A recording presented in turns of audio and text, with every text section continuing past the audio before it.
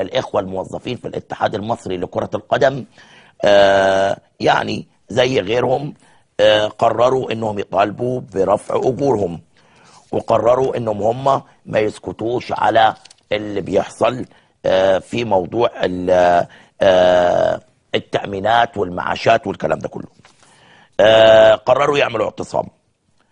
اثناء ما هم بيقرروا ده الكابتن عزمي مجاهد والكابتن صلاح حسني عرفوا بالموضوع، حاولوا يلموه واجتمعوا بيهم وادوهم وعد انهم هينفذوا جميع طلباتهم. اتفقوا انه خلال 3 ايام هتكون كل الطلبات تم تنفيذها. النهارده الصبح كانت الامور ملتهبه جدا في الاتحاد المصري لكرة القدم، ومجمل الطلبات من خلال المنشور الذي كان مع الإخوة الموظفين في الاتحاد حددوا لمجلس الإدارة 3 أيام لتنفيذ مطالبهم أو إعلان اعتصام في مبنى الاتحاد بالجبلاية حتى يتم تنفيذ هذه المطالب.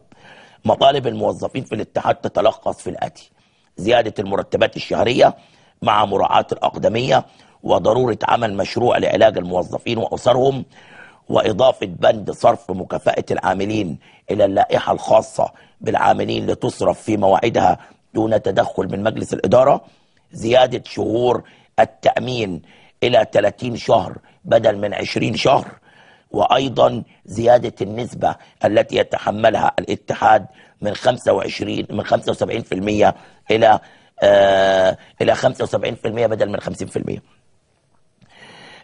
كان الاتحاد بيدفع 50% من شهور التأمين، ومن موضوع ال 30 شهر بتوع المعاشات عايزين تبقى 75%. الاستقالات أيضا بتتوالى.